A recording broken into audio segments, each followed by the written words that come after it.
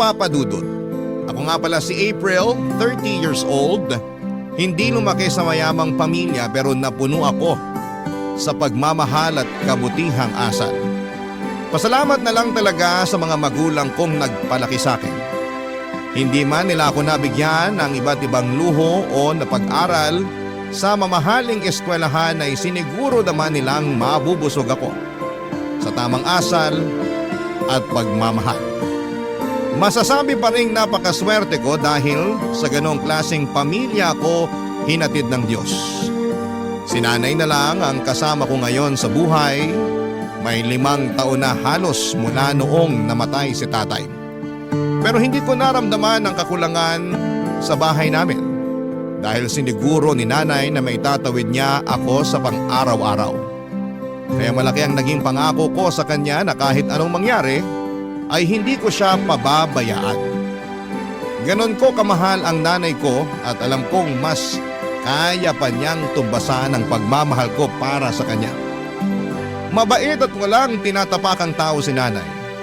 Sa edad niyang 60 ay halos gawin na siyang idolo ng mga kakilala namin. Wala siyang nakasamaan ng loob ni minsan, kaya lagi akong pinupuri ng mga tao at sinasabihan na maswerteng araw ako na ganong klaseng tao si nanay. Kahit nga sabihin hindi pinagpala si nanay sa pera pero mayaman siyang tunay sa mga kaibigan at kakilala. Sila ang tumutulong sa amin ni nanay sa tuwing nagkakaroon kami ng problema sa pera. At bilang ganti ay si nanay din naman ang gumagawa ng kabutihan sa mga taong yon. Hindi man nila mapantayan yon ng pera pero buong puso pa rin ang pasasalamat ng mga natulungan niya dahil sa sakripisyo niya para sa kanila. Kaya hanggat maaari ayokong mas may masamang tao ang aaligid kay nanay para abusuhin siya. Kaya lang isang araw ay may dumating at alam kong kailangan ko yung paghandaan. Papa Dudut.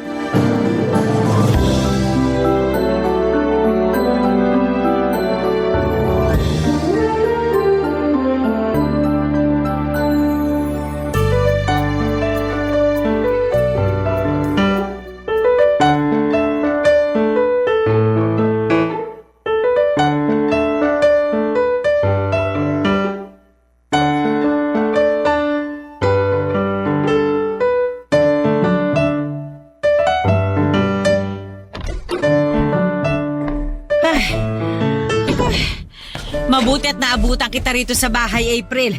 Saang basketball court na naman ba kayo tumakbo, Nay? Maupo nga muna kayo. Grabe ang hingal nyo, ha? Ay, nako. Galing nga ako sa basketball court. Paano mo nalaman? Biro lang sana yun pero totoo pala. Anong ginawa nyo sa basketball court? Tumulong ako kina Pastor Ray para mag-abot ng bigas sa mga nasasakupan ng church. Birthday kasi niya ngayon eh. Pa-blessing niya yung bigas na pinamigay. O asan ang bigas natin? Parang tayo lang ang walang natanggap na blessing, ha? Ay nako, hindi na ako kumuha. Mas kailangan nyo ng iba kaysa sa atin. Kaya pa naman natin bumili. Biro lang ulit yun, Nay. Pero bakit nga ba kayo hinihingal na umuwi? Tumakbo ba talaga kayo sa basketball court? Tumakbo ako kagad pa uwi rito mula sa basketball court. May babalita kasi ako sa iyo eh. Mag-aasawa kayo ulit? Maid of honor ako, ha? Ay, alam ko nagbibiro ka lang, pero kilabutan ka naman. Nakapalibot pa sa bahay natin ang picture ng tatay mo. Pag ikaw nadinig niyan, sige ka, hindi ka makakapasok ng langit para makasama siya. Naku, hindi naman natin sure kung nasa langit si tatay ngayon. Huwag kang magbiro ng ganyan. Hindi pwede sa impyerno ang tatay mo. Alam mong high blood yon. Hindi kakayanin ng batok niya ang init. Pero mas madali siya makakapagprito ng paborito niyang liempo kung nasa impyerno siya ngayon. Huwag mo nang biruin ng ganyan ng tatay mo. Ibahin na natin ang usapan. Ay, may uuwi. May uuwi? Si tatay ba yan? Uuwi na ba siya rito sa mundo? Ilang maleta ang dala niya? May pasalubong ba tayo? Ay naku, talagang bata ka, oh. Ayaw mo pa talaga magpaawat sa mga biro mo, ha? Last na yon. Sino nga ba kasi yung uuwi? Yung bunsong kapatid ko, ang tiya Dina mo. Ah, ganun po ba? Oo! Tumawag nga kanina sa cellphone ko habang nag-aabot ako ng bigas eh. Binalita sa akin na uuwi siya next week para sa birthday niya. Nagalit pa nga sa akin kanina eh. Minsan na nga lang siya magpaparamdam sa inyo, nagawa niya pang magalit. Eh hindi naman niya sadya. Nainis lang siya dahil hindi kami magkarinigan ng maayos. May kasi sa basketball court kanina. Hindi niya naman kontrolado yung ingay sa basketball court. Makaunawa naman sana siya. Ay hayaan mo na. Pagod yun gawa ng tambak na trabaho ron sa Australia. Alam mo naman na 4 ang pinasok niyang trabaho doon. Oo nga eh. Lagi niyang pinagyayabang yun sa atin. Eh dapat lang naman ipagyabang niya yun. Pinaghirapan niya yun eh. Hindi porket pinaghirapan, dapat nang ipagyabang. Bakit kayo? Ang dami niyong magagandang ginawa hindi lang para sa akin kundi pati sa mga kakilala natin. Pero hindi niyo naman pinagyabang. Magkaiba kasi ang mga tao, anak. Para talagang hindi kayo magkapatid ni Tia Dina. Ang layo ng ugali mo sa kanya. Mapagpakumbaba ka, mayabang siya. Mahirap ako, mayaman siya. Naku, ginawa pang birong estado natin sa buhay. Aba, hindi naman biro yon. Totoo namang mahirap tayo at hindi ko yun ikinakahiya. Pero laging pinapamukha sa inyo ni Tia Dina na dapat ikahiya ang estado natin sa buhay. Hindi naman. Baka naman ikaw lang ang nag-iisip nun. Hindi ka lang sanay na nakakasama ang Tia Dina mo. Pero ako, bilang kapatid niya, alam kong hindi naman siya masama. Sige na nga. Alam kong hindi ako mananalo sa ganitong usapan. Kapatid niyo siya eh. Ano bang laban ko ron eh, anak niyo lang ako. Makipagkumpetensya ba sa kapatid ko? Ay nako, hindi sa kinakalabang kita pagdating kay Dina. Gusto ko lang makita mo na may kabutihan ding tinatago ang tiyahin mo. Ang galing nga niyang magtago eh. Hanggang ngayon hindi ko mahanap ang kabutihan niya na sinasabi niyo. Ay, parang nasira ko pa bigla ang mood mo. Pag-usapan na nga lang natin ulit kung sa langit ba o sa impyerno nagpiprito ng liempo ang tatay mo.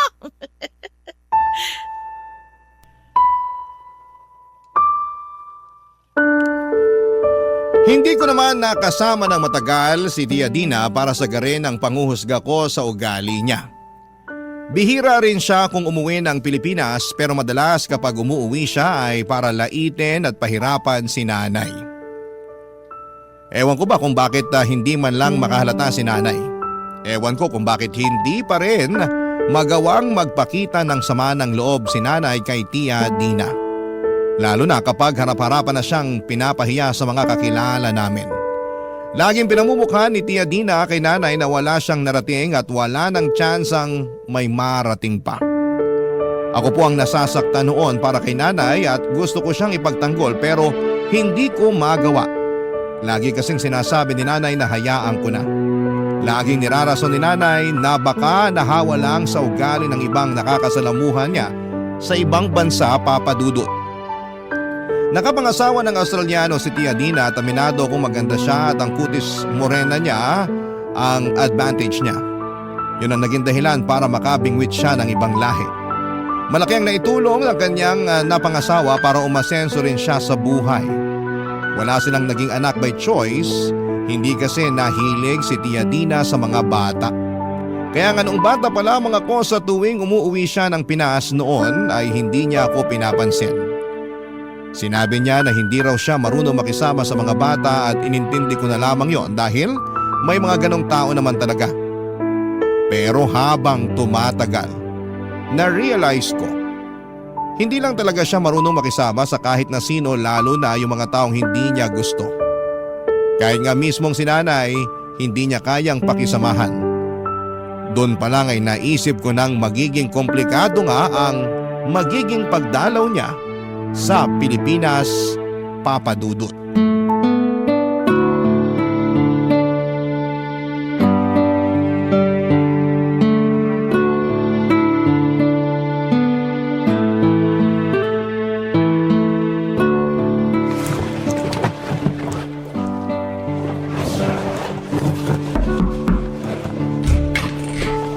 O Nay, may kailangan po ba kayo?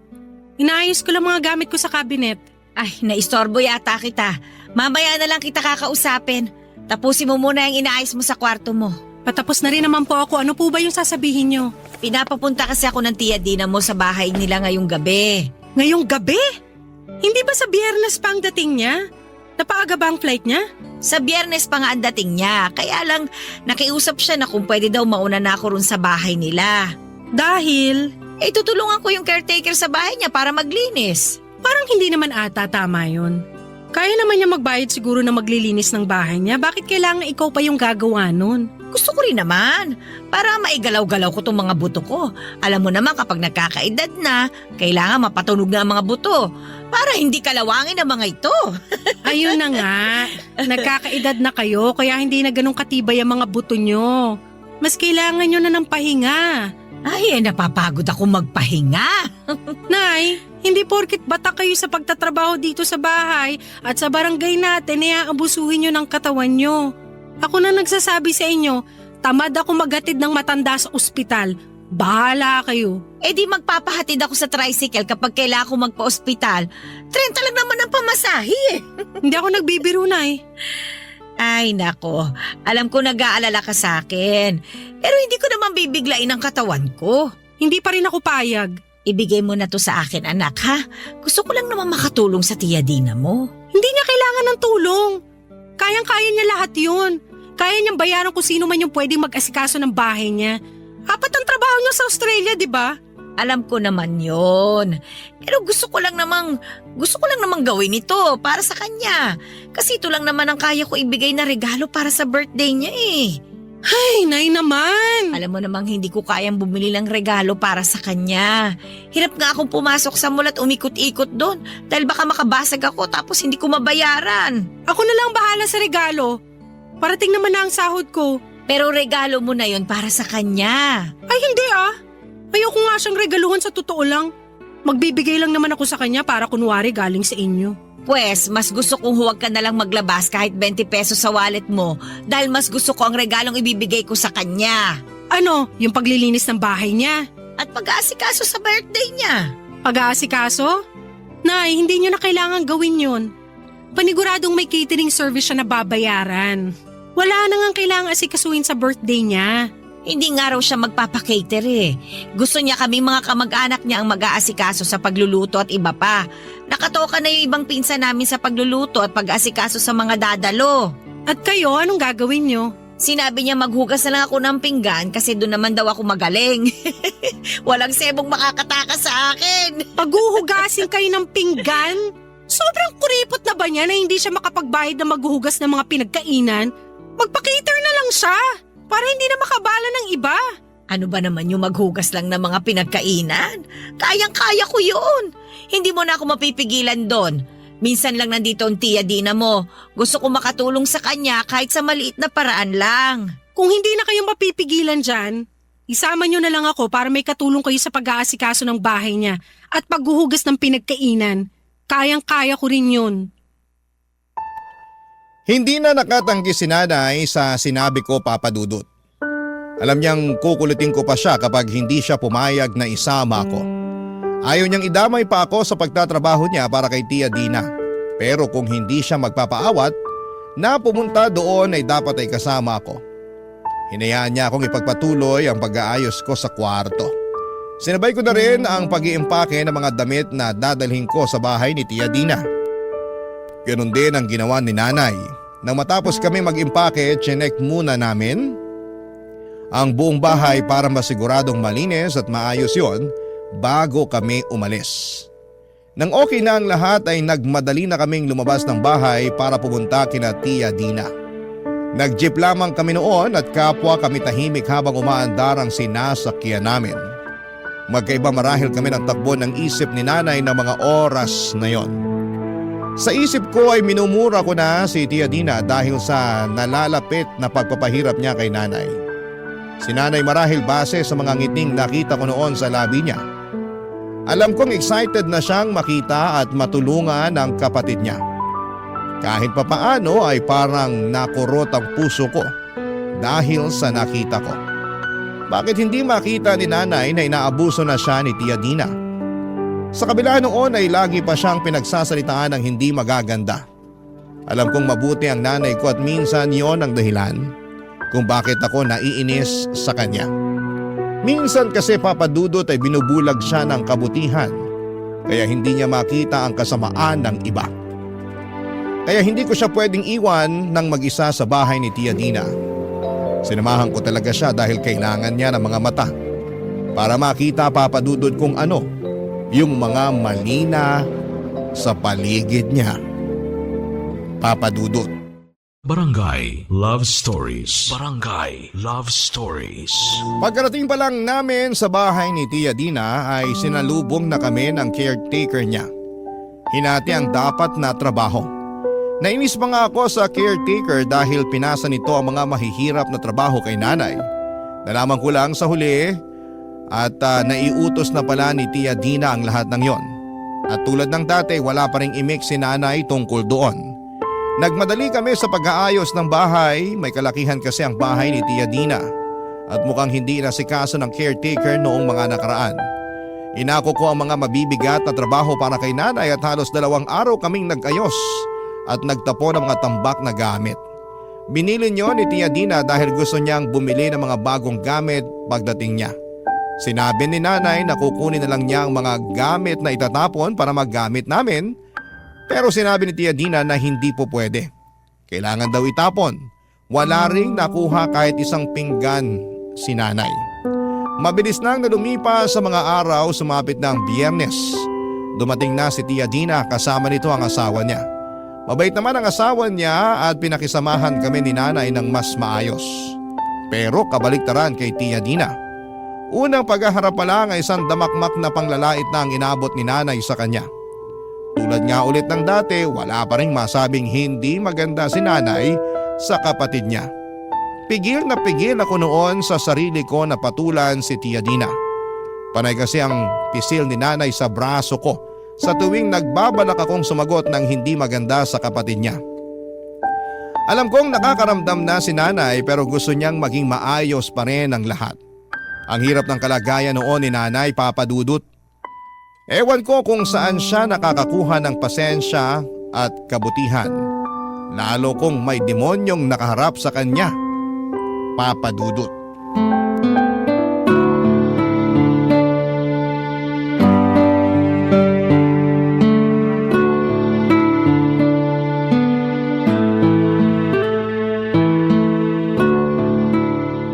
Ano ba naman, ate? Hindi ka ba makabili man lang ng kahit isang bagong bestida? Oh, bakit naman? Mas kupas pa kaya sa basahan sa karinderya yung damit mo eh. Palitan mo naman. Paborito ko kasi ito Prescott, iniregalo pa sa akin to ng asawa ko nung buhay pa siya. Kaya hindi ko magawang itapon. O edi gawin mong basahan para nasa bahay niyo pa rin. Kung wala pa namang butas at hindi pa gutay-gutay, pwede pang pagtiyagaan. Kaya ko pang patawarin ng pagkupas. Ikaw, ang ganda mo lalo, Dina, ha? Bagay sa'yo yung suot mo. Mas lumutang ang pagiging makinis mo. Mahal tong suot ko. Baka kulang pa ang 2 buwang renta sa bahay niyo para makabili ka ng ganito. Mukha naman. Hindi ko natatangkaing tanongin yung presyo niyan at baka mahilo lang ako. Hayaan mo, Nay. Kapag umasenso ako, bibili kita ng 10 ganyan. 10 ganito? Itong suot ko? Magtiyaga na lang kayo sa kung anong kaya nyo lang. Hindi basta-basta ang magdagdag ng luho kung hindi naman kayang panindigan. Wala naman pong masamang mangarap. Wala naman talaga. Pero ingat lang. Huwag masyadong taasan kasi masakit ang bagsak niyan. Nagbibiro lang naman itong si April. Hindi na naman ako papayag na bilhan niya ako ng mahal na gamit Hindi naman ako mahilig sa mga ganyan. Tama naman. Mukha namang sapat na sa'yo yung mga kupas. Alam niyo, Dina, yung birthday mo pala bukas. Paano ba gagawin natin? Uulitin ko na naman ba, ate? Pagod ako sa flight ko. Hindi mo pa rin ba naiintindihan yung sinabi ko sa'yo nung nakaraan? Naiintindihan ko naman. Baka lang kako may ipapagawa ka pang iba Pwede rin naman ako magluto. Ay hindi na. Huwag kang dadampot kahit isang rekado sa kusina. Hindi ko gusto luto mo. Hindi magugustuhan ng mga bisita ko. masarap naman po magluto si Nanay. Lutong karinderya lang ang kaya ng nanay mo, April. Para namang hindi mo alam. Ganon din naman po ang mga pinsan nyo. Parehas lang sila ng alam ni Nanay sa pagluluto. May iha-hire ako para magluto. Hindi ko na kailangan paglutuin ng mga pinsan ko. Bali tutulungan na lang ba nila ako sa paghuhugas ng mga pinagkainan? Hindi. Kaya mo na naman ang mag-isa ang paghuhugas, ate. Gusto kong makasalamuha ang mga pinsan natin kaya hindi ko na sila pagtatrabahuhin pa. Ay, ayos lang naman yun sa akin. Namiss ka ng mga pinsan natin kaya kailangan ninyong magkwentuhan. Bali si nanay lang ang magtatrabaho para sa birthday nyo? Tama, Ayaw niyo bang isali si nanay sa kwentuhan? mas kailangan siya ng mga pinggan. Joke. Hanggang ngayon mapagbiro ka pa rin, Dina. Pero walang halong biro. Ikaw na ang bahala sa paghuhugas ng mga pinggan, ate, ha? Alam kong forte mo ang magtanggal ng sebot na kadikit na kanin sa mga pinggan. Galingan mo, ate. Marami kang huhugasan. Oo naman. Kayang-kaya ko yan. Binida ko nga rito kay April na magaling ako maghugas ng pinggan eh. At proud ka pa talaga. Anyway, nilinis mo na ba yung kwarto namin ng asawa ko? Ako na po ang naglinis. Busy kasi si nanay sa paglilinis ng bubungan nyo at estero. Ah, okay. Kung sakali mang hindi ko magustuhan yung linis ng anak mo, ate, palinis na lang uli, ha? Ay, oo naman. Kayang-kaya ko yan. Mabilis kaming tinalikuran ni Tia Dina pagkatapos noon. Nanginginig ako sa mga sinabi niya kay nanay. Pinakalma naman ako ni nanay at pinaliwanag niya na ganon lang si Tia Dina kapag pagod at puyat. Unawain na lang daw namin dahil aayos din naman ang mood niya kapag nakapagpahinga. Pero hindi naman yon nangyari, Papa Dudut. Kinabukasan sa selebrasyon ng kanyang kaarawan ay tila lumalapa ang ugali niya.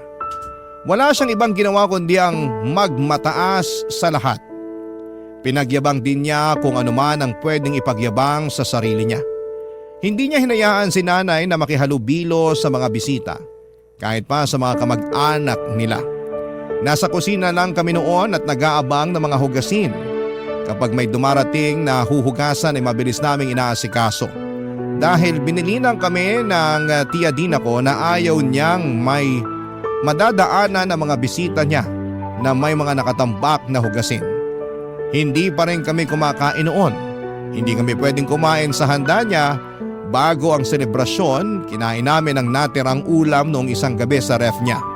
Nagkasya naman yon sa amin.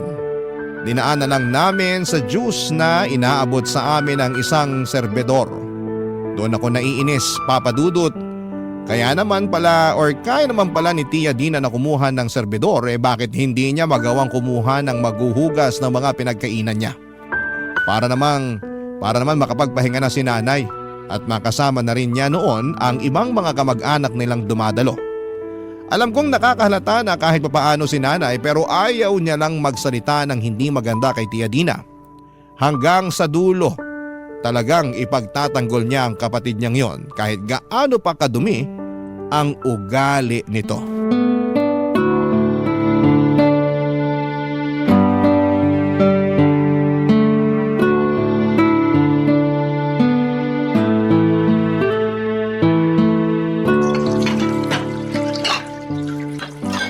Nay, Oh, ano yun? magpahinga ka kaya muna. Ha? Eh bakit naman? Kayang-kaya ko naman ang mga ito. Kayang-kaya. Naiinis na ako sa linya mong yan. Eh kayang-kaya ko naman talaga, anak.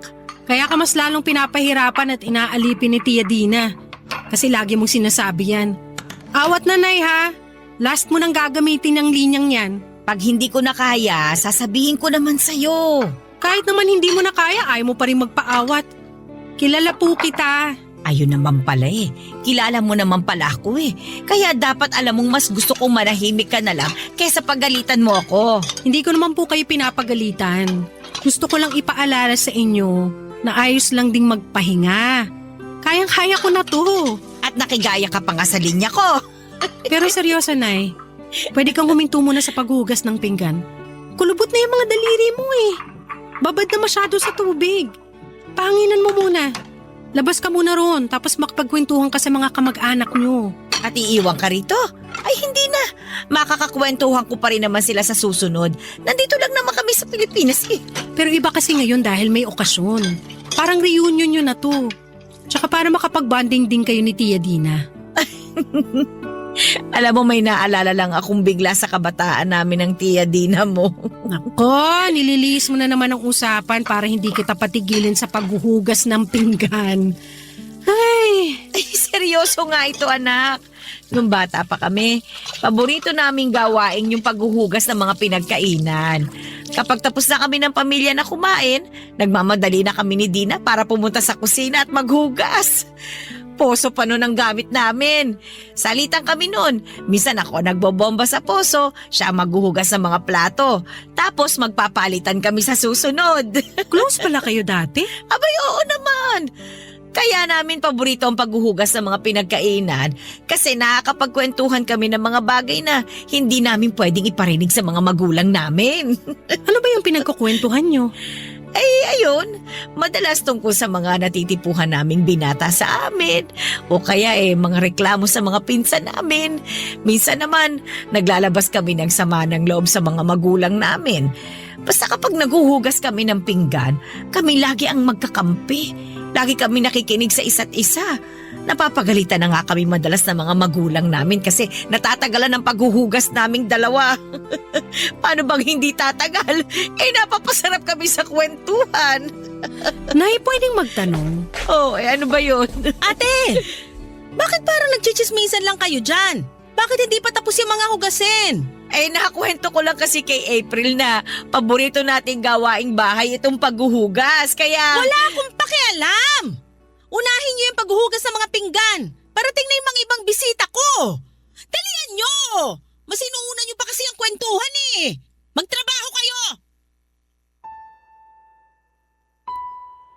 Umira pa sa amin si Tia Dina bago umalis ng kusina. Hindi na natuloy ni nanay yung kwento niya. Hindi na rin ako nakapagtanong pa kay nanay dahil nagseryoso na ito sa paghuhugas ng pinagkainan. Nakatutok na ito sa pagtatanggal ng mga tumigas na kanin sa pinggan. Inobserbahan ko siya, Papa Dudut, alam kong nasaktan siya sa sinabi ni Tia Dina. Alam kong mahalaga sa kanya ang ala-alang binahagi niya sa akin noong mga bata pa lamang sila. Pero agad yung tinabla ni Tia Dina na para bang hindi yon dapat maalala pa. Nakatungo lamang si nanay at napansin kong nilalabanan lamang niya ang pagluha.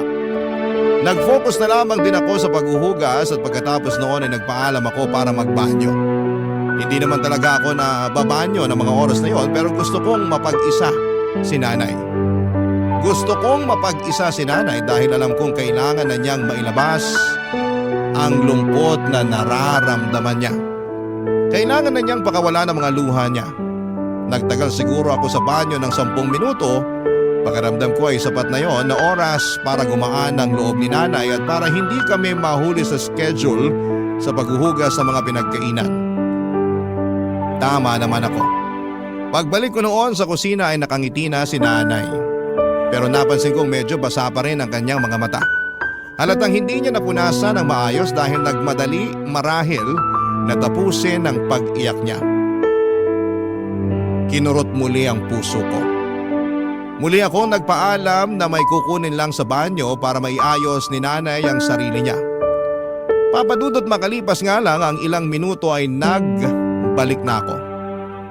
Pagbalik ko ay totoong nakangiti na si nanay at tuyo na rin ang kanyang mga mata. Barangay Love Stories. Barangay Love Stories. Madaling araw na natapos ang selebrasyon ng kaarawan ni Tia Dina. Bago magumaga ay natapos na rin kami sa mga hugasin. Wala na kaming lakas noon para maglinis ng katawan. Nagpalit na lamang kami ng damit, Papadudot, kahit naglalakit na kami sa mga tumalsik na bula ng dishwashing liquid sa amin. Masakit na ang mga braso at likuran namin at hindi pa naaalis ang pagkakakulubot ng balat ng mga daliri namin. Dumiretso na lamang kami sa kwarto ng caretaker para magpahinga na at doon kami pinagstay ni Tia Dina dahil umalis naman pansamantala ang caretaker. Maraming ibang kwarto sa bahay ni Tia Dina pero hindi pinapagamit sa amin. Alam ko ang dahilan pero hindi ko na lamang masyadong iniintindi. Masyado ako napagod sa paghuhugas.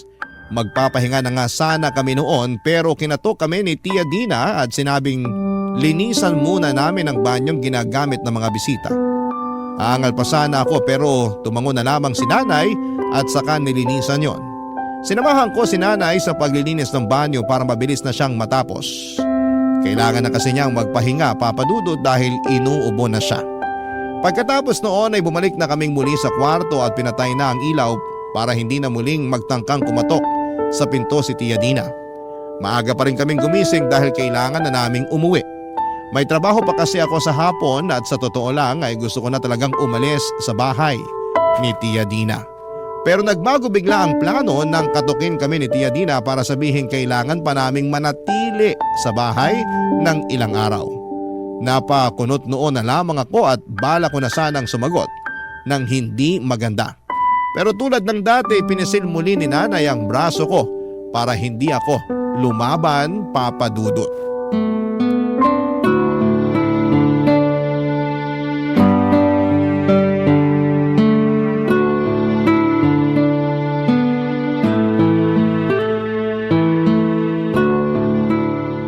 Hindi po pwedeng dumito pa kami ni Nanay sa inyo. May trabaho na po kasi ako mamayang hapon. Eh di umuwi ka. Si ate lang naman ang mas kailangan ko rito. Hindi ko po pwedeng iwan si Nanay dito na mag-isa. At ano ba sa tingin mong gagawin kung masama sa nanay mo? Kaya hindi mo siya magawang maiwang mag-isa rito. Ang ibig lang sabihin ni April, Dina, hindi siya sanay na hindi ako kasama sa bahay. Hindi makatulog ang pamangkin mong to kapag wala ako. Hindi ba, April? Ganon nga po. Kung ganon, edi wag ka na lang pumasok sa trabaho mo para makapag-stay ka pa rito. Papasok pa rin siya sa trabaho niya mamaya. Malapit lang naman dito ang opisina niya eh. Paano papasok sa trabaho? Eh kailangan ko pa kayo ngayon hanggang bukas. Para saan po? Maghugas ng pinggan? Tapos naman na po ang birthday nyo. Wala nang huhugasan. Kung meron man, yung mga pinagkainan nyo na lang na mag-asawa. Kaya nyo naman na po siguro yun, di ba? Hindi pa tapos ang birthday ko. Mamayang tanghali pupunta tayo sa resort para ituloy doon ang selebrasyon. On the way na nga ron yung mga kamag-anak natin at ibang bisita ko eh. Napag-usapan na namin to kahapon. Napag-usapan nyo na pala kahapon. Bakit hindi nyo to sinabi sa amin? Para nakapagandaman lang kami. Anong maghahanda pa kayo? Hindi na kailangan.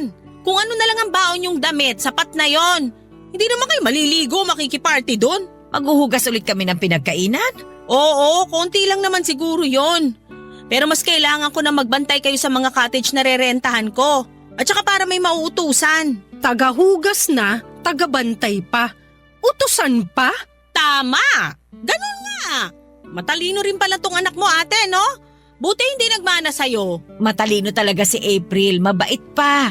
Proud ako dyan kasi napalaki ko yan ng tama. At saka… Maganda na kayo para makaalis na tayo. Nilista ko na lahat ng mga kukunin sa kusina para baunin natin dun sa resort. Konti lang naman, makakapagpahinga kayo ron kahit papano kasi may ibang mag-aasikaso ng mga kailangan bukod sa inyo. Kung meron naman po palang ibang mag-aasikaso, baka pwedeng pass na kami ni Nanay. Kailangan ko po talaga na magtrabaho mamaya eh. Umabsent nga lang ako kahapon. Babayaran ko na lang kung magkano ang sahod mo ngayong araw. Sumama ka na lang para hindi malungkot tong nanay mo na mag-isa lang siya ron. Paano po kaya kung makipag-bonding na lang sa inyo si Nanay? Isalin niyo na lang po siya sa kwentuhan niyo magkakamag-anak. Ako ang kailangan nilang makasama kasi ako ang balikbayan. Ang nanay mo naman nandito lang sa Pinas. Umay na sila sa kanya. Nasabi ko nga yan kay April nung nakaraan. Makakausap ko pa rin naman sila dito sa mga susunod. Ayos na ito, Dina. Mag-enjoy ka sa resort mamaya. Kami nang bahala ni April sa ibang mga kailangan. Ang bilis mo talagang kausap, ate. Yang ugali na yan ang hindi naman na sa'yo ni April. Sayang naman, hindi mapakinabangan. O siya, pakiayos na lang lahat ng mga kailangan natin bago bumiyahe ha. Nakadikit na sa ref yung listahan, pakicheck na lang. Magsha-shower at magkakapilang kami ng asawa ko. Pagkatapos nun, alis na tayo. Nay naman! Parang kinampihan niyo pa si Tia Dina sa pagmamaliit niya sa atin eh. Pasensya ka na anak ha. Wala na rin akong magawa eh. Ayoko namang mamroblema ang kapatid ko. Huli na naman siguro ito. Pagbigyan na natin. Birthday naman niya eh. Naiinis na ako kay Nanay noon na wala na ang pagtitimpi ko sa kabutihan niya. Hindi ko na talaga alam kung paano pa siya ipagtatanggol sa mga pagtanggap niya ng pang-aabuso mula kay Tia Dina. Kahit ako ay nadamay na sa sitwasyon nilang dalawa. Gustuhin ko mang pumasok sa trabaho pero hindi ko nagawa. Hindi ko talaga pwedeng iwan si Nanay nang mag-isa lamang doon sa resort. Alam kong mas lalo lang lalakas ang loob ni Tia Dina para pahirapan si nanay kapag wala ako roon sa tabi niya. Hindi ko naman mapapayagan yon kahit naiinis na ako kay nanay. Tinawagan ko ang boss ko at nagpaalam, Papa Dudut. Mabuti na lang at naintindihan ng boss ko ang lahat. Pinayagan niya akong umabsent dahil wala naman daw masyadong gagawin sa office. Kaya na raw nila yon. Pero ewan ko ba, mas gusto ko na lang na pumasok sa trabaho kesa sumama kina Tia Dina. Mas gusto ko pang ma-stress sa trabaho kesa ma-stress sa pagiging kontrabida ng tiyahin ko, Papa Dudut. Nang matapos na kami sa pagkuha ng mga kailangang dalhin sa resort ay umalis na rin kami kaagad. Nang nakarating na kami sa resort ay sinimula na ni Tia Dina ang selebrasyon niya para sa part 2 ng kanyang birthday celebration. At tulad ng inaasahan ay tagahugas muli kami ng pinagkainan. Pinagbantay din kami ng mga cottage at ginawang utusan lalo na kapag may ipapabili. Mas gusto ko pa ang part 1 ng birthday celebration ni Tia Dina dahil nasa kusina lang kami ni nanay at hindi namin nakikita ang mga kaganapan sa party. Sa part 2 kasi ng birthday celebration niya ay kitang-kita namin ang kasiyahan ng mga kamag-anak namin at ibang bisita habang kami ay walang ibang magawa kundi ang tuparin ang inutos na trabaho sa amin ni Tia Dina. Noong sumapit na ang gabi ay naglipit na kami ni nanay at ibang kasamahan namin na binayaran ni Tia Dina para tumulong. Kinausap ko si nanay kung pwedeng umuwi na kami at huwag nang magpalipas ng gabi doon. Maski si nanay ay gusto nang umuwi kaya kinausap niya si Tia Dina para magpaalam na kami. At sinamahan ko nga siya, Papa Dudut.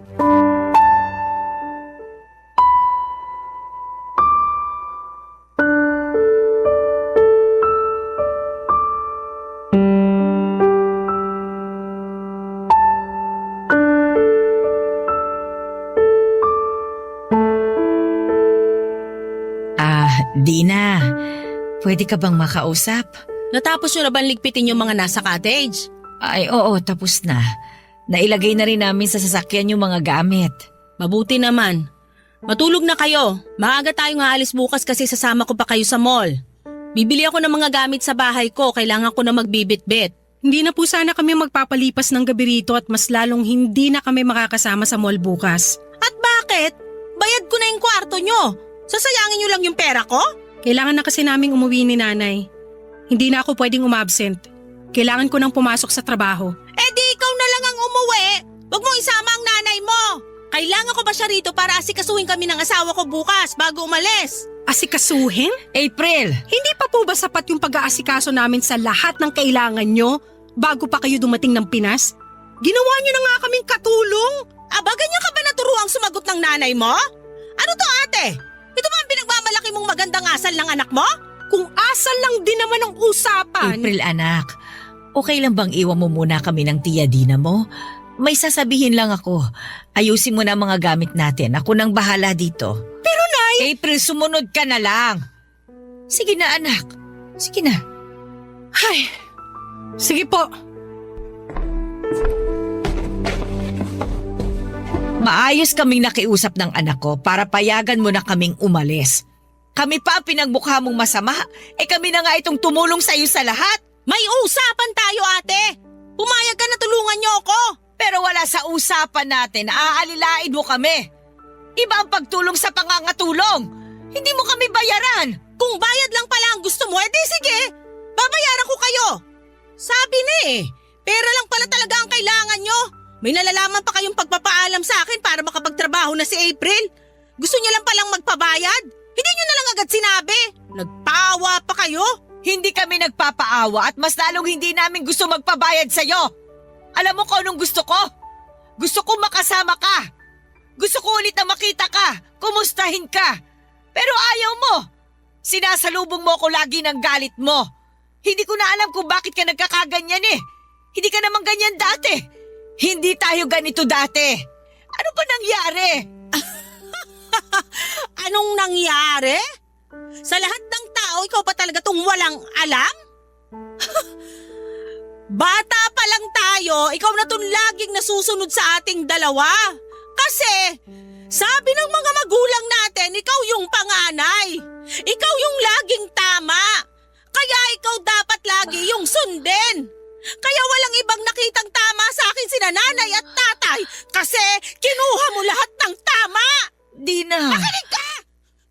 Naalala mo kailang beses kitang pinagtakpan sa tuwing tumatakas ka para makipagkita sa mga manliligaw mo noon? Kung paano ako lagi ang pinagbibintangan ni nanay na lumalande, pero ikaw naman itong humahabol sa mga lalaki? Ako pa yung chinismis niya sa mga kapitbahay niya na Makate at Haliparot? Naalala mo kung paano ilang beses kong nililinisan ang kwarto natin para hindi maamoy ni nanay yung sigarilyo mo? At kung paano ako umako ng paninigarilyo mo? Hindi mo alam kung gaano kasakit ang paghampas at pagsampal ni tatay sa bibig ko dahil ang buong akala niya ako ang naninigarilyo sa ating dalawa? Dina, hindi ko naman alam lahat ng... Hindi mo alam kasi wala ka namang pakialam! Puro sarili mo lang ang iniisip mo noon! Puro ikaw lang ang iniisip na protektahan at mahalin ni nanay noon! Kahit bagsak ka na sa klase, ikaw pa rin ito pinupuri! Kasi kaya mo silang bulahin! At ako, kahit ilang medalya at matataas na grado ang iharap ko sa kanila, asan ako sa paningin nila? Wala! Hindi nila ako makita kasi yung atensyon nila nasa iyo ng lahat. Kahit ako ang gumagawa ng mabuti, ikaw pa rin ang pinupuri. Kahit ako na yung umasenso sa atin, ikaw pa rin yung nakikita nilang nagpapasaya sa kanila. Patawarin mo sana ako, Dina. Kaya kung masama ang turing ko sa'yo, tanggapin mo! Kasi yan na ang kabayaran sa lahat ng inako kung kasalanan mo noon!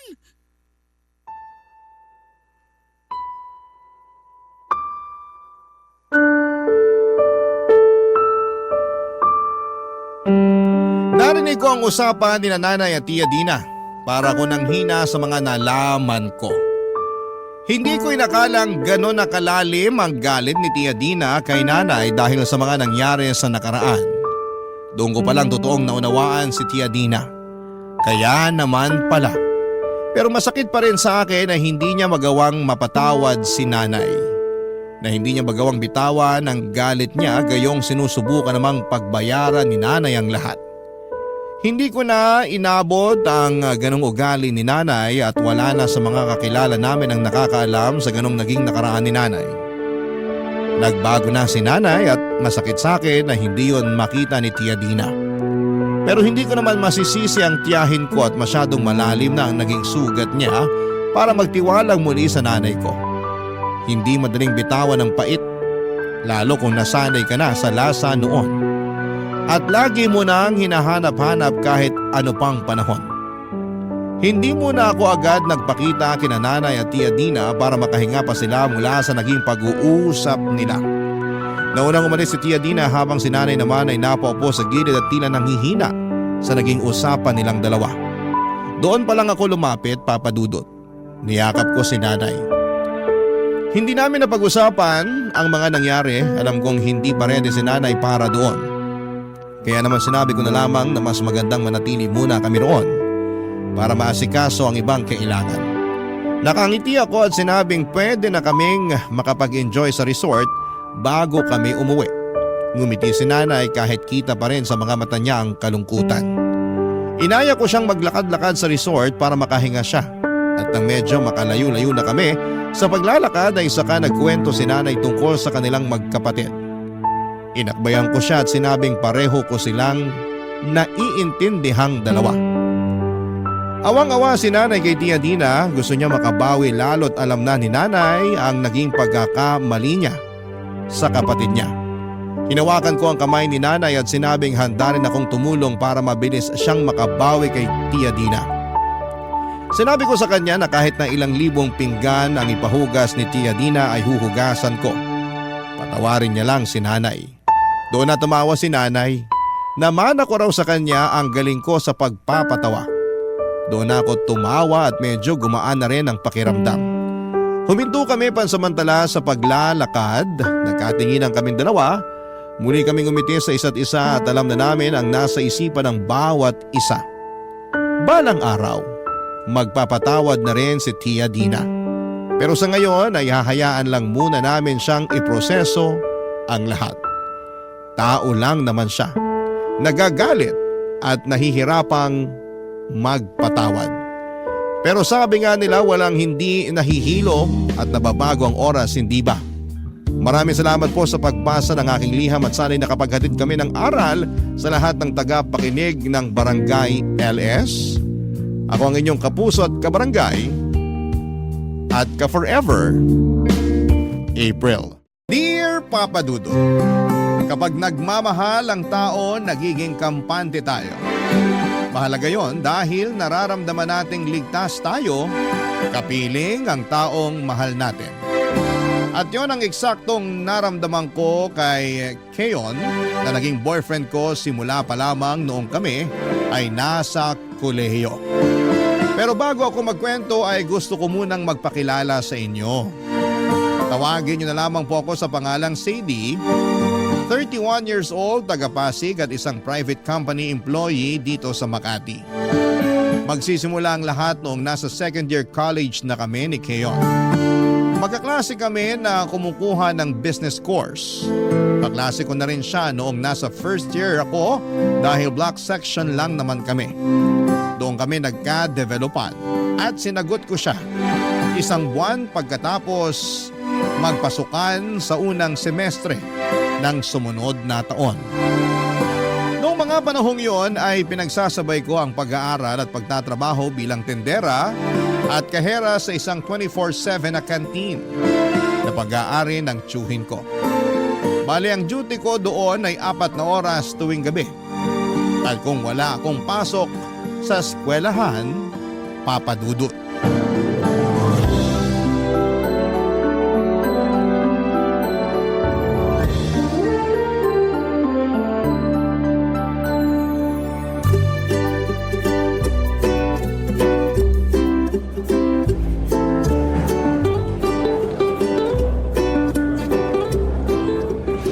Grabe, sarap naman ito.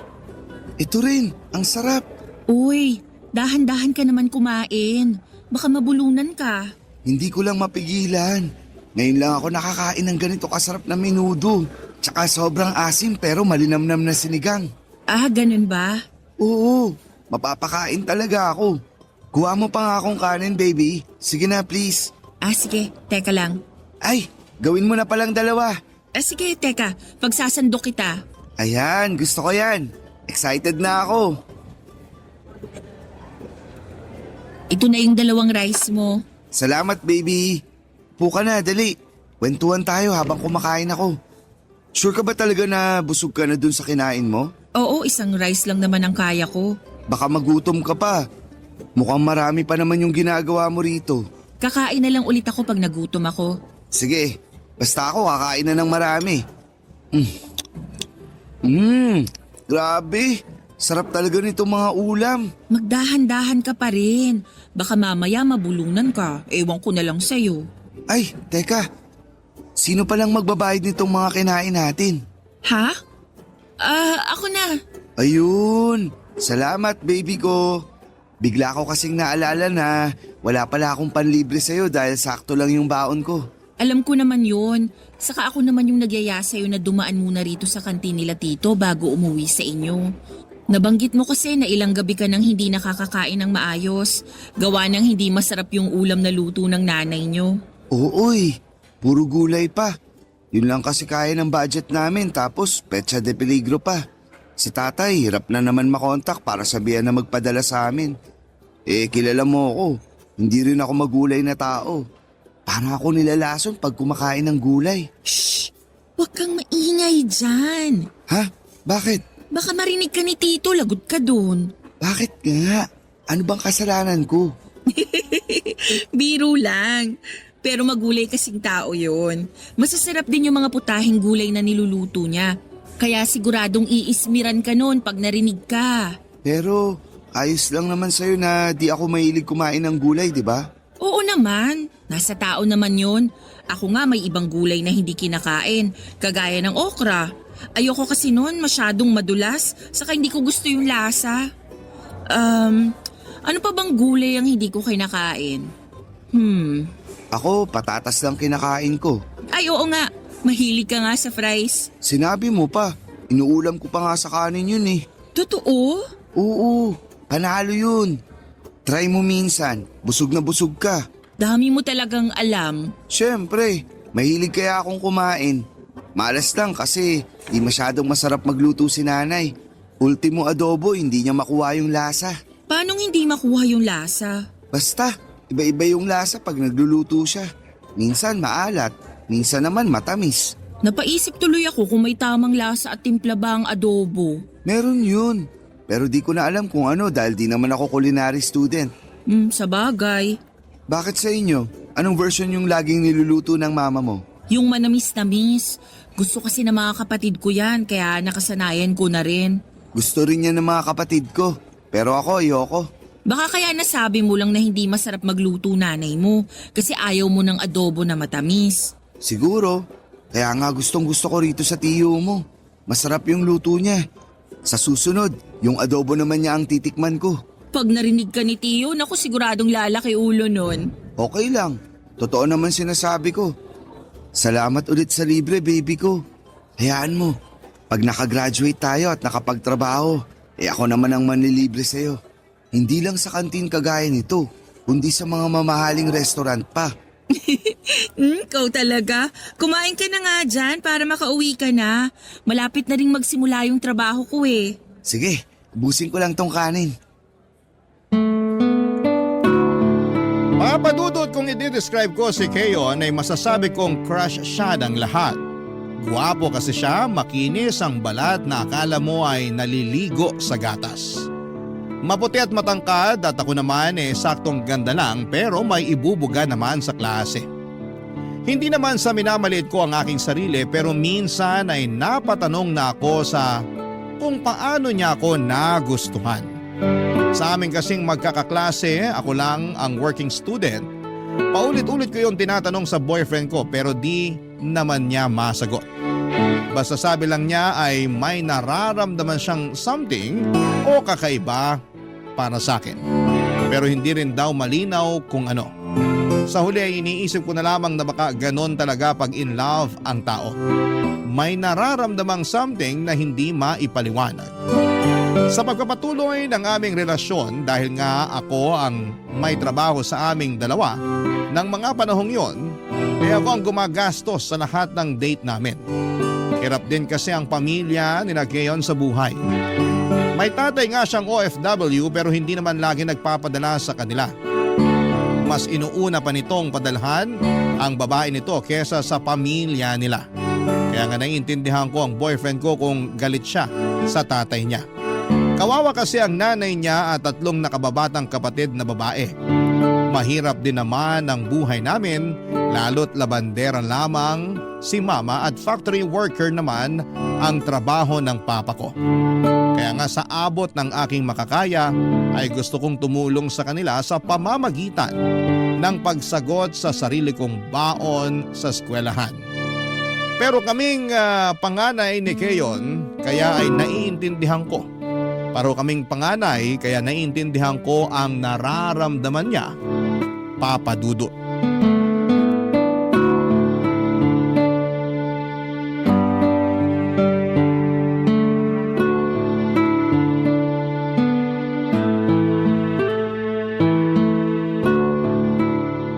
Keyon, kumain ka na. Sabi ng nanay mo kaninang umaga ka pa raw hindi kumakain. Tubig ka lang ng tubig. Nagluto pa naman siya ng lugaw. Ayoko.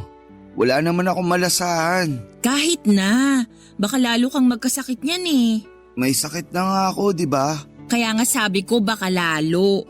Alam kong may sakit ka na. Di ka nga nakapasok sa school kanina eh. Nag-alala tuloy ako. Kaya nagmadali na akong pumunta rito sa inyo nung uwian. Pero aalis ka rin naman mamaya kasi magtatrabaho ka na sa kantin ng tiyo mo, di ba?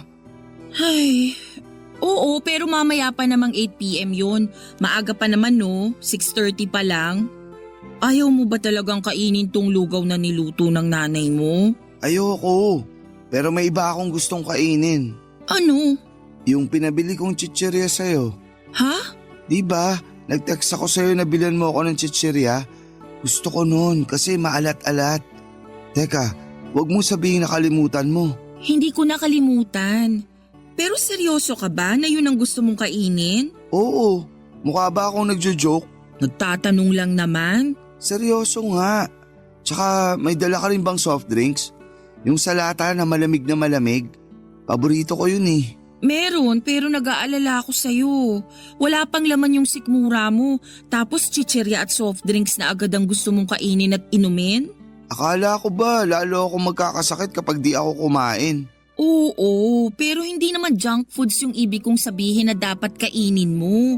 Kung hindi mo papakain yung mga dala mo, mabuti pa umalis ka na lang. Iwanan mo na lang ako. Matutulog na lang ako. Kiyo naman eh. Para ka kasing di nakikinig. Sabi ko ayoko ng lugaw ni nanay dahil wala namang lasa yun. Yung chichirya at soft drinks meron. Baka nga ganahan ako lalong kumain dahil sa mga yan. Huwag ka nang magtampo. Nag-aalala lang naman ako sa'yo. Malaki na ako. Huwag ka na mag-alala sa akin. Ay, o sige, ganito na lang. Papayag lang ako na kainin mo tong mga dala ko sa isang kondisyon. Ano yun? Bibilang kita ng ulam kina tito, yung paborito mo, para naman makakain ka na. Tapos, saka mo kainin yung dala ko. Ayos ba? Kaso wala akong ganang kumain ng kanin at ulam. Parang iba yung gusto kong kainin. Ano? Gusto ko ng pizza, baby ko. Ha? Hindi naman yung mamahalin. Merong bagong bukas na tindahan ng pizza dyan sa kanto namin. Siguradong nadaanan mo yun kanina. Nung nakaraang araw ko pa gustong makabili ng pizza nila. Mura lang naman. 150 pesos lang yata. Hindi naman mura yun. Mas mura na yun kaysa sa mga fast food na nasa 400 pesos pataas yung presyo. Sige na, bili mo na ako, baby ko. Ay, kaso baka kulangin pera ko. Sweldo mo naman mamaya, di ba? Ha? Paano mo nalaman? Nabanggit mo kaya na tuwing Biyernes ng gabi ang sweldo mo. Kaya bilan mo na ako. Sige ka, yan na lang chichirya sa soft drinks yung kakainin ko. Wag nga sabi eh. Kaya bilan mo na ako. O sige, bibilan na kita. Basta kumain ka ng marami ha. Siyempre, kakain talaga ako ng marami. Salamat baby ko. Pwede mo bang dagdagan ng chicken wings? Ha? Para kina nanay tsaka sa mga kapatid ko. Gusto kasi nilang makatikim nun pero hanggang tingin lang kami sa tindahan. Meron din dun malapit sa bilihan ng pizza. Sige na baby ko. Promise, kakain ako ng marami tapos iinom ng gamot para gumaling na ako agad. Papadudot na pabuntong hininga na lamang ako sa mga pinabili ng boyfriend ko. Kahit may trabaho ako ay hindi pa rin naman sapat ang kinikita ko para gumastos ng husto. Pero naisip ko na lamang na may sakit siya ng mga panahong yon at noon lang din siya makakakain ng mga pagkain na gusto niya. Napanatag na lamang ako kasi kahit papaano ay may gana na siya. Kaya nga kahit out of budget na ako noon ay binili ko pa rin ang mga cravings ng boyfriend ko. Dinamay ko na rin ang mga nakababatan niyang kapatid at nanay dahil naaawa naman ako na si Keyon lang ang kakain. Sulit naman lahat ng gastos dahil nakita kong masayang-masaya ang boyfriend ko at ganun rin ang pamilya niya.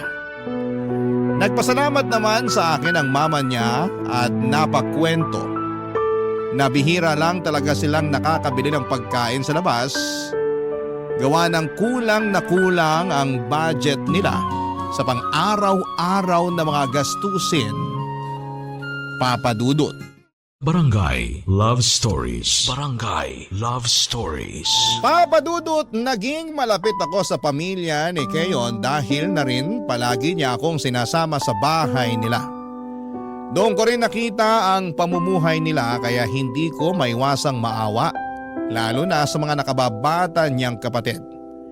Nangungupahan lang sina Keyon sa isang maliit na apartment na tatay niya ang nagbabayad. Pero hindi naman ito palaging nagpapadala ng pera na pangsustento sa pamilya dahil babaero ito. Si Keyon ang nag-iisang lalaki sa 4 na magkakapatid.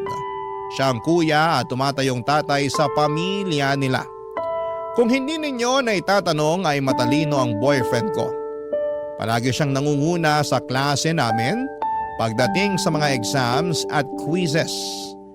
At masayang masaya ako para sa kanya dahil masipag din naman siyang mag-aral. Mataas ang pangarap niya para sa kanyang sarili. Gusto niya raw na mag-abroad pagka-graduate dahil malaki ang kikitain niya doon na pwede niyang ipantulong sa pamilya nila. Ganon din naman ako, Papa Dudut.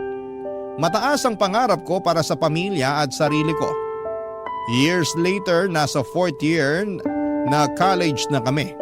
At habang unti-unti ko pang tinutupad ang bagay na yon, ay nagpatuloy ako sa pag-working student kahit na medyo nahihirapan ako dahil habang tumatagal ay mas nagiging demanding na ang pag-aaral, Papa Dudut.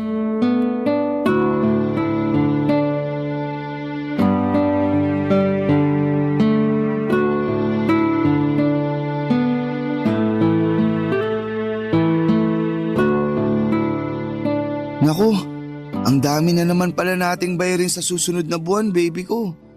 Tapos sa isang subject lang yun. Meron pang iba. Kaya nga nagko-compute na ako ng mga gagastusin natin para makapagtabi na ako ng pera. Alam mo naman na hindi rin ganun kalaki yung kinikita ko sa kantin ni Tiyo. Buti ka nga may pambayad na kahit paano. Kumusta naman ako? Hindi naman sa ganun. Anong hindi sa ganun?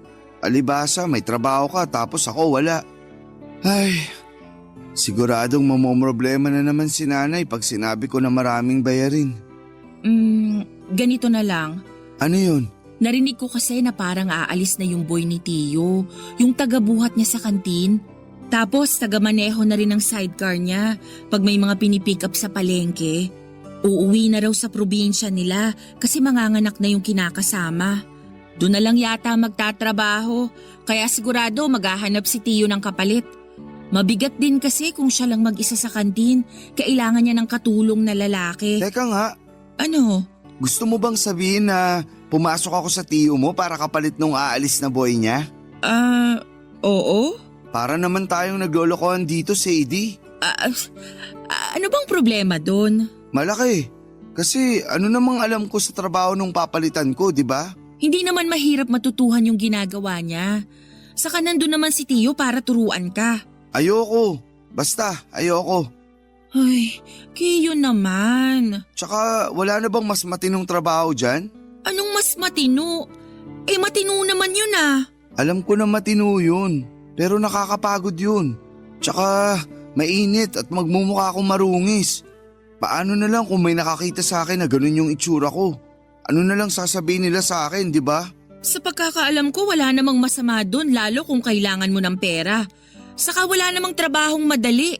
Ang importante, marangal. Merong trabahong madali tapos de aircon pa.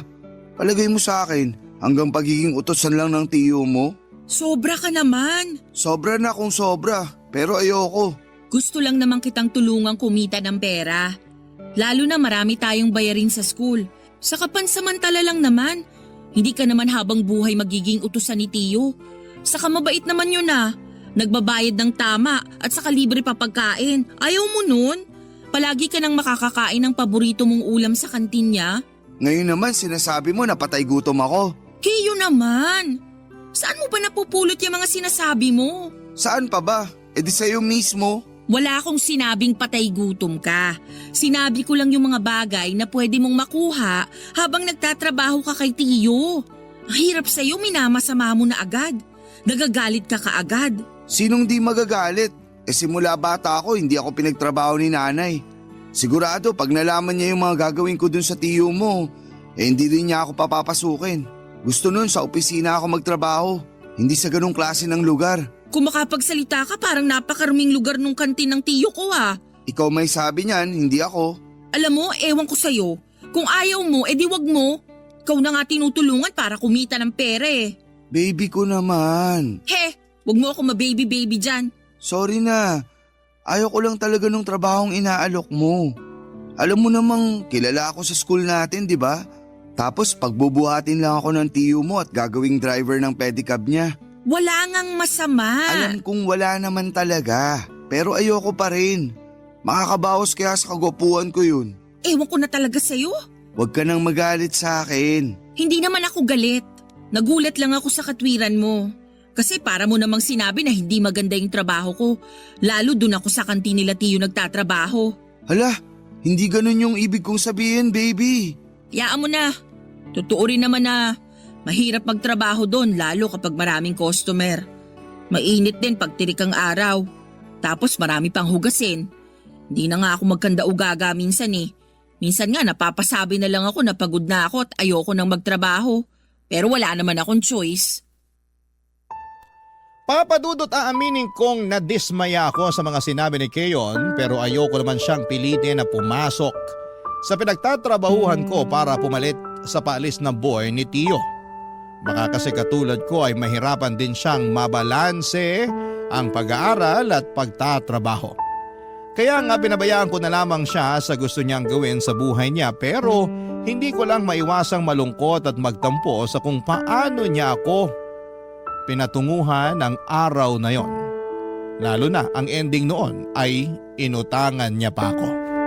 Napaisip tuloy ako kung ang tingin na lang ba niya sa akin ay utangan ng pera at tagabili ng mga gusto niya.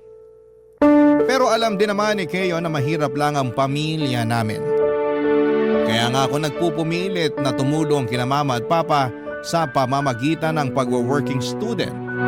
Hindi ko alam kung nakalimutan na niya yon o sadyang naging kampante na lamang siya. Na palagi akong may mahuhugot na pera sa tuwing may gusto siyang ipabili sa akin at may uutangin siya. Sa kabila ng lahat ay pinili ko pa rin na maging maunawain. Saka malapit na rin kaming graduate ng mga panahong yon. Kapag pareho na kaming nagtatrabaho ni Keyo, nakikita na rin siya ng sarili niyang pera. Hindi nagtagal ay dumating na nga ang araw ng aming graduation. Fast forward. Nakapasok kami sa magkahiwalay na kumpanya pero isang buwan pa lamang ay umalis na doon ang boyfriend ko. Ayaw daw niya sa management nila. Masyado raw maraming rules and regulations na nakakalito para sa kanya kaya naghanap na lamang siya ng ibang mapapasukan. Pero hindi yun naging madali dahil mas naging mapili siya. Dahil sa ako lang naman ulit ang may trabaho sa amin ng mga panahong yon. Ako ulit ang may sagot sa lahat ng gastusin namin ni Keyon sa tuwing lumalabas kami para mag-date, papadudot.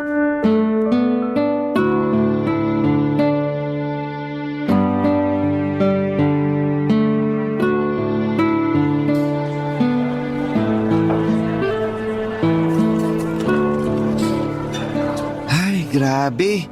Thank you sa libre, baby ko. Nabusog ako sa kinain natin, baby ko. Tingnan mo, laki tuloy ng tiyan ko. Buti naman nabusog ka. Ang sungit-sungit mo na kanina nung gutom ka eh. Ako pa pinapila mo. Kagagaling ko nga lang sa trabaho. Pagod din kaya ako. Sorry na. Sinundo naman kita eh. Wow, thank you ha. You're welcome. Alam mo, hindi ka ba talaga makahalata? Makahalata saan? Sa sitwasyon. Basta. Yun na yun. Ayoko na mag-explain sa'yo. Feeling ko kasi hindi ka nga nakakahalata. Nakakahalata ako kung meron. Pero wala naman eh. Tsaka bakit ka ba nagagalit? Hindi ako galit. Hindi raw. Pero nakataas na yung isang kilay mo. Tapos kunot na rin noo mo. Ewan ko sa'yo. Teka nga, malapit na ba period mo? Ano namang paki mo dun? Kasi ang taray-taray mo na eh. Nagkakaganyan ka lang naman tuwing magkaka-period ka na. Katatapos ko lang, di ba? Ay, oo nga pala. Ay, ewan ko talaga sa'yo, ang hirap mong kausap. Matino kaya akong kausap. Ikaw yung bigla-bigla na lang nagagalit dyan. Bakit? Dahil ikaw yung nag-order imbis na ako? Malamang. Ako na nga yung nagbayad, di ba? Pag-o-order na nga lang ang gagawin mo, hindi mo pa ginawa.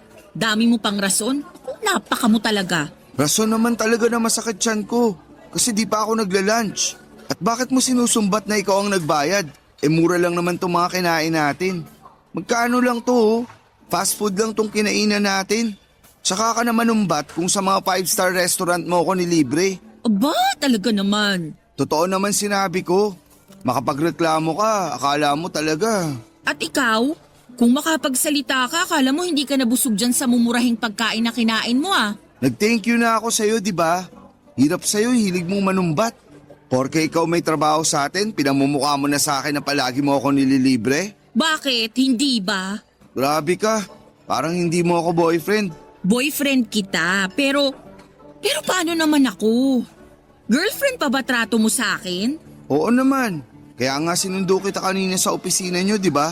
Sinundo mo nga ako pero panay naman ang reklamo mo. Sobra ka naman. Hindi ba pwedeng masakit lang talaga tiyan ko? Sabi mo naman gusto mong mag-date tayo kasi namimiss mo na ako. Ay, wag na nga nating pag-usapan. Sumasakit lang ulo ko. Ikaw masyado ka mainit. Dapat chillax ka lang. Kalmahan mo. Wag na nga sabi natin pag-usapan. Ang kulit mo rin, no? Sorry na. Kasasabi ko lang na kalmahan Sige ka, 24 ka pa lang pero baka magka-wrinkles ka agad. Ewan ko sa'yo. Joke lang. Kumusta na pala yung paghahanap mo ng bagong trabaho? Okay naman. Wala pa rin ako nahanap. Sabi mo may interview ka kaninang umaga. Hindi ko pinuntahan. Ha? Bakit? Di ko trip yung office. Ang taas masyado. Piruin mo, nasa 18th floor. Paano ko masira yung elevator? Ano yun? Aakitin ko gamit hagdan? Ayoko nga, kaya hindi nila ako pumunta. Nang dahil lang dun? Hindi ka na tumuloy? Parang ang babaw naman. Hindi kaya mababaw yun. Yung office nyo nga, nasa 20th floor. Tapos pag nasira elevator nyo, lagi mong nirereklamo sa akin na naghahagdan ka. Hindi naman madalas yun. At saka nagpagawa na ng spare elevator yung building namin. Kaya kahit masira yung isa, meron pang isa na pwedeng gamitin. Kahit na, natroma ako dun sa kinuwento mo kaya ayoko na lang. Kaso sayang naman. Maganda pa naman yung company at saka malaki yung starting salary na offer nila. Aanhin ko naman yun kung ipanggagamot ko lang din sa nabasag kong tuhod. Gawa ng pag-akyat sa hagdan. Alam mo, ewan ko sa'yo. Hindi ko alam kung anong klaseng pag-iisip meron ka. O sadyang wala ka lang sa hulog magtrabaho. Dami mong reklamo? Nakakainis ka na! Papadudot, hindi ko akalain na susobra sa budget ko ang nagastos ko sa date naming yon ni Keon. Kunina nang na-realize kong umorder pala siya ng take-out para pasalubungan ng pamilya niya. Nahiya na lamang ako na tanggihan ang order niya dahil naisip ko na tama rin naman siya sa sinasabi niyang magiging masaya ang nanay at mga kapatid niya. Pero aminado akong sumama ang pakiramdam ko ng mga panahong yon at nanahimik na lamang hanggang magkahiwalay kami ng landas ni Keon. Ni singkong butas, walang nilabas ang boyfriend ko. Hindi rin siya nag-insist na ihatid ako kahit man lang sa tapat ng bahay namin kasi marami raw siyang dala. Uwing-uwi na raw siya noon para mainit pa niyang maibigay ang pasalubong niyang pagkain sa pamilya niya.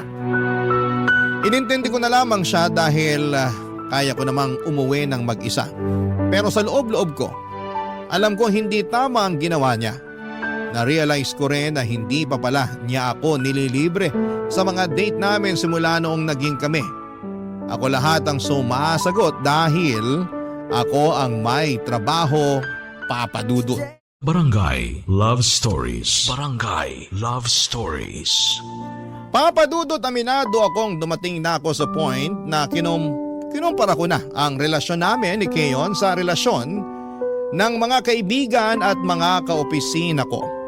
At doon ko nga na-realize na kahit matagal na kami ay kulang na kulang talaga ang effort ng boyfriend ko sa aming relasyon. Bukod sa hindi niya ako nililibre kahit buko juice ay hindi rin sweet si Keon. Hindi siya nagbibigay ng bulaklak o kahit na love letter sa akin lalo na tuwing Valentine's Day at birthday ko. Ang tanging pagkakataon lang na natatandaan kong naging sweet siya ay noong niligawan niya ako. Tuwing may sakit siya at hihingi ng mga kung ano-ano o magpapabili. Akala ko kapag tumatagal ay magbabago rin siya. Pero parang sa nakikita ko ng mga panahong yon ay hindi pa rin pala papadudot. Mabilis na lumipas sa mga araw, may napasukan ng trabaho si Keon pero palagi niyang kinukumpara ang mga sweldo namin. Minimum wage earner kasi siya pero may chance naman tumaas pag maayos ang performance niya. Kung tutusin ay lamang lang naman ang 2,000 ang sweldo ko sa kanya pero palagi niya yung ginagamit upang magpasalo sa akin sa lahat na lang ng pagkakataon. Aminin kong dumating na ako sa punto na napagod at nagsawa na lamang ako sa takbo ng relasyon naming dalawa, Papa Dudut.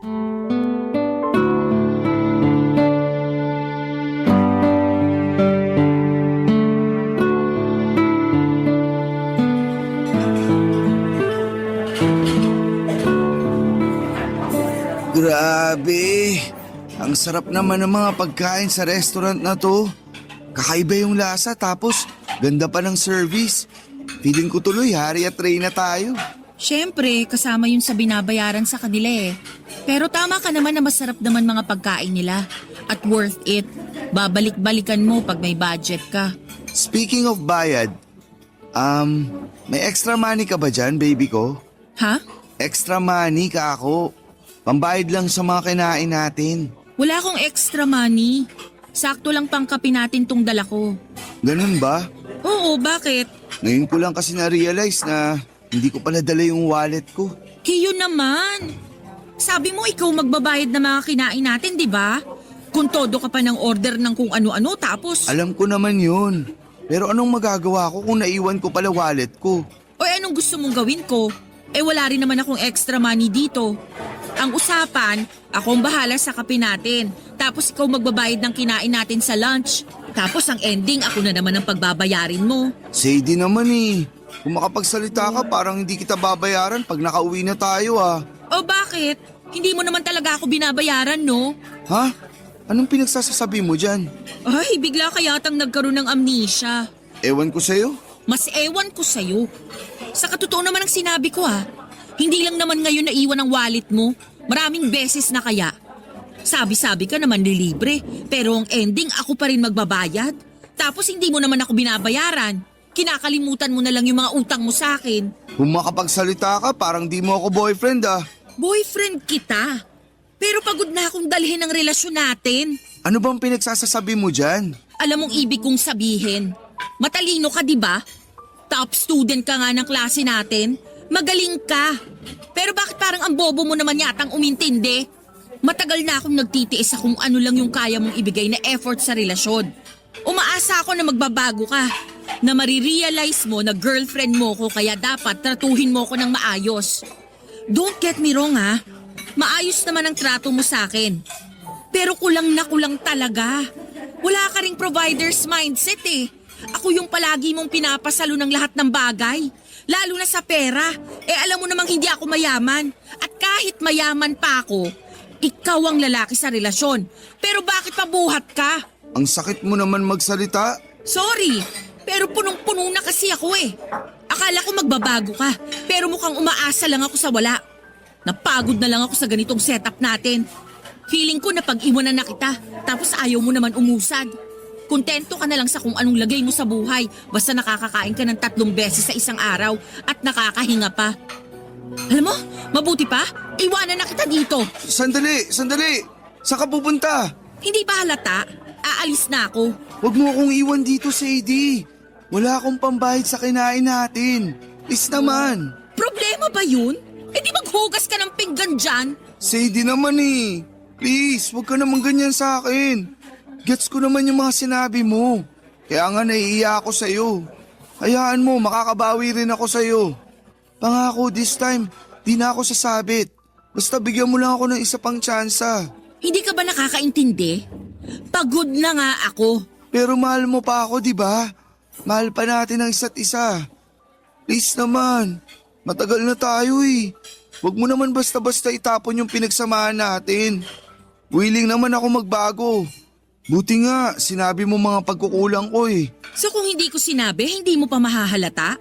Halata ko naman pero iba pa rin yung sinabi mo. Sorry na baby ko. Huwag mo akong iwanan. Promise, magbabago na ako.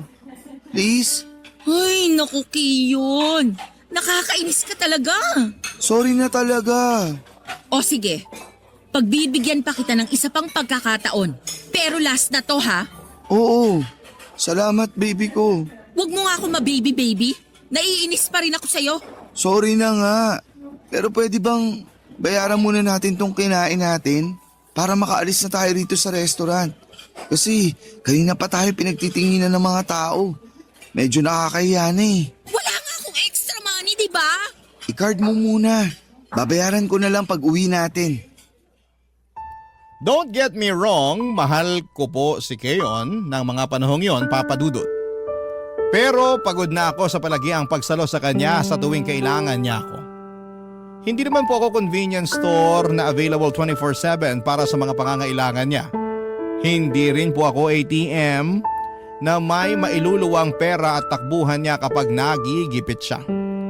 Marami akong pangarap para sa amin ni Keon pero isang araw ay nagising na lamang ako sa realidad na baka ako na lang ang nangangarap mag-isa at nanghahawak sa aming relasyon.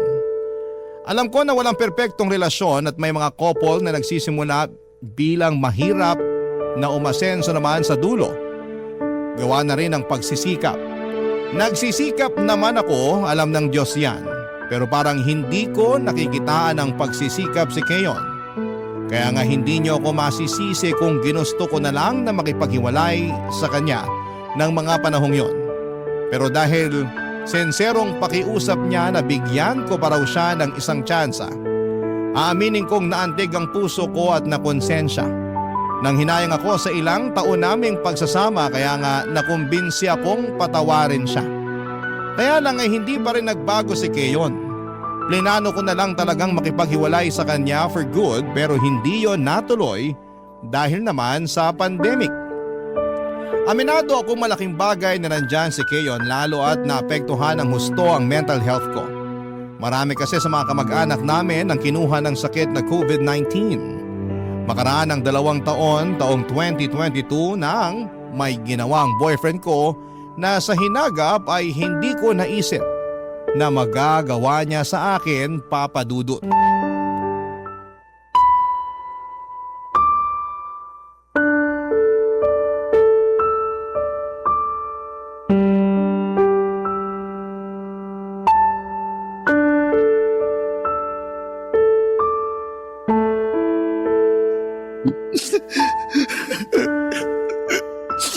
Ano bang iniiyak-iyak mo dyan? Nagtatanong ka pa talaga? Malamang umiyak ako kasi nakikipaghiwalay ka sa akin. At bakit hindi ako makikipaghiwalay? Sige nga. Baka nakakalimutan mo. Umamin ka ngayon lang na nabuntis mo yung kaopisina mong babae. Oo nga, pero Pero ano? Hindi mo pananagutan yung nabuntis mo? pananagutan ko naman. Pero mahal kita eh. Mahal daw. Pero bumuntis ka ng iba. Bang klaseng pagmamahal naman yan, Kiyon? Hindi ko naman sinasadya yun. Lasing lang kami pareho tapos, ayun, nagkagulatan na lang. Wow! Akala mo ba pinanganak ako kahapon? Para sa kaalaman mo, hindi ako naniniwala sa palusot mo. Hindi raw sinasadya. Alam mo nung una palang pinagsesilosan ko na yung kaopisina mo na yan. Ilang beses kitang sinabihan na layuan mo ang babaeng yan, di ba? Pero anong sagot mo? Masyado akong OA, wala ka namang ginagawang masama, bla bla bla. Pero anong ginawa mo? Binaliwala mo ko. May nangyari sa inyo ng babaeng yan. Tapos ngayon, nabuntis mo na siya. Sorry na, Sadie. Hindi ko talaga sinasadya. Ewan ko ba naman sa sarili ko? Ewan ko talaga sa'yo. Bahala ka na sa buhay mo. Parang awak mo na. Huwag mo akong iwalayan. Ano palagay mo sa akin? Tanga? Oo, naging tanga na ako ng ilang taon. Lalo na nung binigyan pa kita ng tsansa nung nakikipaghiwalay na ako sa'yo. Sana hindi na lang pala. Sana hindi na lang ako naawa sa'yo nun. Sana iniwan na lang kita sa restaurant at hinayaan kang mamroblema kung paano mo mababayaran yung mga kinain natin. Kasi kasalanan mo naman. Ang tanga-tanga ko nun kasi hinayaan pa kitang bigyan ako ng mas malaking rason para saktan ng husto. Sobra ka naman kung makapagsalita. Malaki rin naman natulong ko sa'yo nung pandemic ah. Di ba sabi mo, buti na lang nandun ako para may karamay ka? Oo, at nagpapasalamat naman ako sa bagay na yon. Pero wag mo nang asahan na gusto ko pa rin makisama sa'yo. Lalo't niloko mo ko at sinira mong tiwala ko. Saka ang kapal na mukha mong isumbat sa akin yung ginawa mo nung pandemic. Hindi ka nga nagbago kahit na binigyan na kita ng tsansa na magbago. Ikaw pa rin yung dating Kiyon na pabuhat. Walang pangarap para sa relasyon natin. Nakakasawa na, kaya bahala ka na sa buhay mo. Pinilit ko naman eh. Sinubukan ko. Nagtiyaga ako sa trabaho ko kahit na mababa ang sweldo kasi naniwala ako sa sinabi mo na magbubunga rin yung pagsisikap ko. Na makikita rin ng mga boss ko na may potensyal ako. Pero hindi naman nangyari. Sa lagay, kasalanan ko pa rin ba yun? Nagtiyaga ka nga. Hindi ka nga umalis. Pero wala ka rin namang ginawa para makita ng mga boss mo yung potensyal mo. Tuwang-tuwa ka pa nga habang binibida mo sa akin na nagkunwari kang walang alam sa opisina nyo para hindi ka mautusan. O sige, sabihin mong hindi. Masasakal kita. Totoo naman. Pag marami kang alam, sa'yo ipapagawa. Nakakapagod kaya yun. Katwiran mo, bulok. Diyan ka lang talaga magaling. Sorry na, baby ko. Huwag mo nga akong tawagin yan. Nandidiri ako sa'yo. Simula sa araw na to, nakikipaghiwalay na ako sa'yo, Kiyon. Please, Sadie. Huwag mo ako iwan. Huwag ka makipag-iwalay sa akin. Mahal na mahal kita eh. Patawarin mo na ako. Anong gusto mong gawin ko? Gusto mo bang lumuhod ako? Sige, gagawin ko. Luluhod ako para patawarin mo lang. Pwede ba? Tumayo ka nga. Lalo lang nadadagdagan yung galit ko sa'yo eh. Sorry na kasi. Sorihin mo mukha mo. Tapos na tayo. Papadudot na tuloy ang pakikipaghiwalay ko kay Keon ng araw na yon. Tangan na lang talaga kung mananatili pa ako sa piling niya matapos niyang gumawa ng napakalaking kasalanan sa akin. Hindi kaya biro yung makabuntis ka ng ibang babae habang may karelasyon. Grabe talagang sakit ang naramdaman ko sa kamay ng ex-boyfriend ko na mga panahong yon. Pero sa kabila ng lahat ay kinaya ko pa rin, Papadudot. Umusad ako at nagpatuloy sa buhay. Malaking tulong din ang pamilya ko para tuluyan akong makapag-move on sa nasira naming relasyon ni Keon. Tuluyang ko na ring pinuto lahat ng komunikasyon ko sa kanya. Blinak ko siya sa social media at sa cellphone. Pero nitong 2025 lang ay nagulat ako dahil may nag-text sa akin na hindi ko kilalang number. Yun pala ay si Keon, hindi na niya sinabi kung paano niya nakuha ang number ko pero laman ng text message niya. Ang pakiusap na kung pwede ko raw ba siyang pahiramin ng pera dahil may sakit ang kanyang anak. Walang-wala raw siya noon at kamamatay lang din ang asawa niya na siyang nanay ng anak niya. By the way, pagkahiwalay namin ay nalaman ko na lang na kinasal sila sa huwes ng babaeng nabuntis niya. Hanggang dito na lamang po ang sulat ko, Papadudot. Sana po ay mapayuhan ako ng mga kabarangay natin. Kung dapat ko pa bang buksan ang communication ko kay Keon. Aminado kasi ako na naaawa ko sa kanya nung nabasa ko ang mensahe niya at sinapit niya. Pero natatakot ako na baka maabuso niya ulit ako katulad ng dati. Maraming salamat po, Papadudot, sakaling mapili po ninyong i-area ang storya ng buhay ko. More power and God bless sa Barangay Love Stories. Ang inyong forever kapuso at ka-barangay, Sadie.